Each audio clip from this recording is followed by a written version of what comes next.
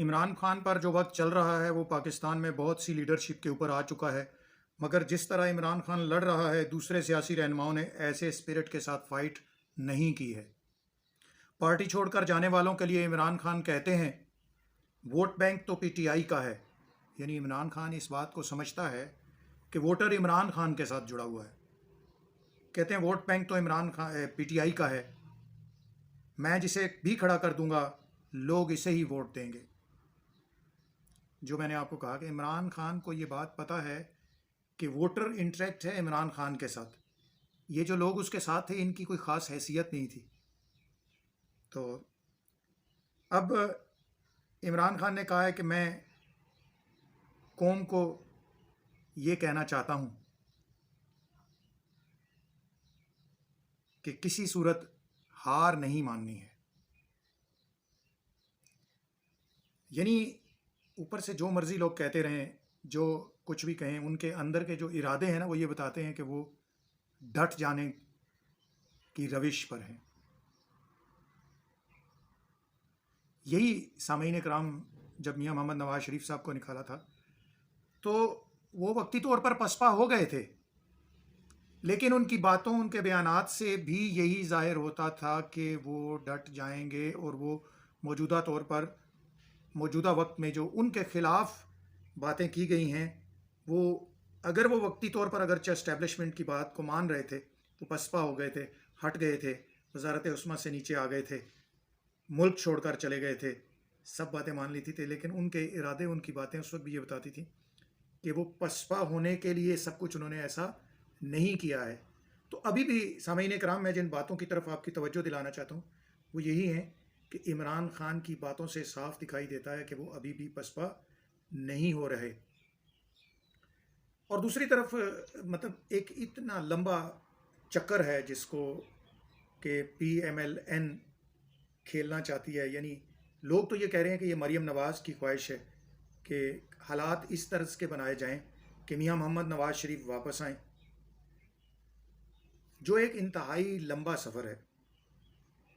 और शायद इस्टेब्लिशमेंट जो है ना वो कुछ और तरीके सोच चुकी हुई है। वो मुझे ऐसे लगता है कि जो शहबाज शरीफ को आगे जिन्होंने लाना था वो ला चुके हैं, और अब वो भूली बिसरी दास्तानों को दोबारा जो है उन कहानियों को शायद ना छेड़ें। और ये ख्वाहिश एक इंतहाई मुश्किल सफ़र है। फिर आते हैं आगे, अभी क्योंकि इससा इमरान खान का वक्त चल रहा है, उसके ज़वाल और उरूज के दरमियान का वक्त है इस वक्त। मतलब डिसाइसिव मूवमेंट है कि अभी इमरान खान की सियासत ने कौन सा रुख इख्तियार करना है। तो सिर्फ इसलिए मैं इसी पर बात कर रहा हूँ। इमरान खान कहते हैं कि मैं एक कमेटी बनाता हूँ, यानी इस्टेब्लिशमेंट को कह रहे हैं कि मैं एक कमेटी बनाता हूँ, या हुकूमत को सही चले, आप इस कमेटी को बता दें कि इमरान के बग़ैर मुल्क कैसे बेहतर चलता है। अगर इमरान के बग़ैर मुल्क बेहतर चलेगा तो मैं सब कुछ छोड़ने के लिए तैयार हूँ। तो सबसे पहली बात तो ये है कि मेरे प्यारे भाई इमरान, कमेटियाँ आपके बनाने का वक्त शायद अब चला गया है। अब कमेटियाँ वो बनाएंगे जिन्होंने आपको चारों तरफ से घेर लिया है। फिर आगे इमरान खान ये कहते हैं कि या ये बता दें, यानी इस्टेब्लिशमेंट और गवर्नमेंट, या ये बता दें कि अक्टूबर में इलेक्शन करवाने से पाकिस्तान को क्या फ़ायदा होगा, मैं कल तक कमेटी बना दूंगा। देखिए, एक तो हमारी सियासत में क्या बल्कि पूरी दुनिया के एक असूल है कि जब तक मैं नहीं मरती ना तो हालात सीधे होते नहीं हैं। ये मैं बता दूं आपको, हालात सीधे करने के लिए अपनी मैं मारनी पड़ती है, और मैं अभी तक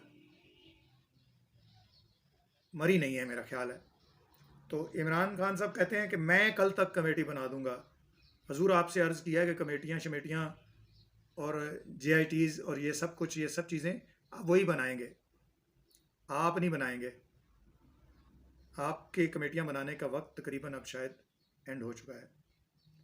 तो सामीन कराम, इधर इस्लामाबाद हाई कोर्ट में भी ज़मानतों का सिलसिला जारी है।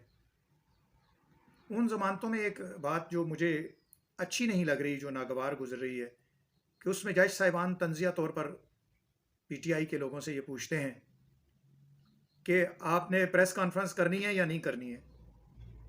तो बड़े अदब के साथ गुजारिश है कि इससे ये इम्प्रेशन जाता है कि आप प्रेस कॉन्फ्रेंस करा रहे हैं जैसे। तो ये किसी और का मलबा आप क्यों अपने सर ले रहे हैं? जज साहिबान से भी गुजारिश है। दूसरी तरफ सुप्रीम कोर्ट में भी जो है ना वो पंजाब और केपी के इलेक्शन के बारे में जो है ना वो समाअत चल रही है।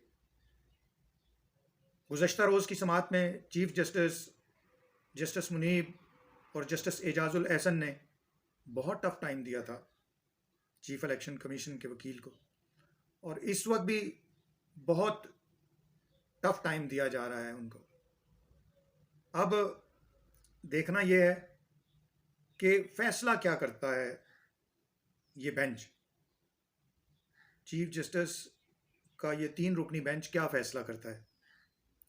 बज़ाहिर बहुत प्रेशर डाला जा रहा है, कहा जा रहा है कि यहाँ तक जस्टिस साहब सुप्रीम कोर्ट ये कह रही है उन्हें, वकील को जो चीफ इलेक्शन कमीशन का है, कि आपको 3 दिन हो गए हैं बहस करते हुए, आप इंडिया की बहस से भी कुछ हासिल नहीं हुआ, फलां बहस से भी कुछ हासिल नहीं हुआ, आप बताएं आप चाहते क्या हैं।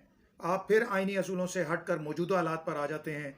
आप ये बताएं इलेक्शन कैसे होंगे, इलेक्शन कमीशन ने हल नहीं निकाला, अदालत को अब ये असूल वज़ा करना पड़ेगा। लेकिन मैं आपको एक बात बताना चाहता हूँ, बाज़ औक़ात ये जो कमेंट्स हैं ना, ये दूसरी तरफ को एक होप यानी एक उम्मीद दिला रहे होते हैं, लेकिन जब फैसला आता है तो बिल्कुल ही मुख्तलिफ होता है।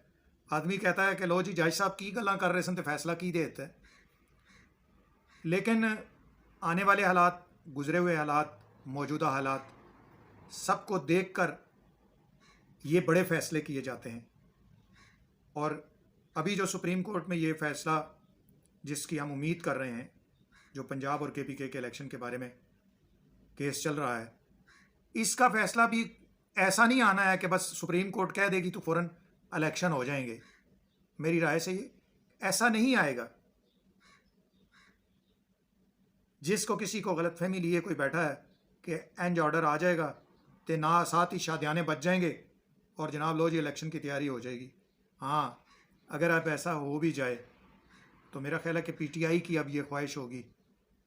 अब पीटीआई की क्या, अब तो सिर्फ इमरान खान हम कहते हैं इस वक्त कली जहान है तो बस पीटीआई है तो बहरहाल अब असल में बारीक नुक्ता ये है मैं जो जिसे आपको बताना चाहता हूँ कि जमातों के ऊपर ये वक्त आया, पाकिस्तान में तमाम जमातों के ऊपर ये वक्त आया। अवामी लीग, पीपल्स पार्टी, शेख मुजीबुर रहमान की अवामी लीग, जुल्फ़िकार अली भुट्टो की पीपल्स पार्टी, बेनज़ीर भुट्टो की पीपल्स पार्टी, ANP, पाकिस्तान मुस्लिम लीग, नवाज़, इन सब पर यह वक्त आया।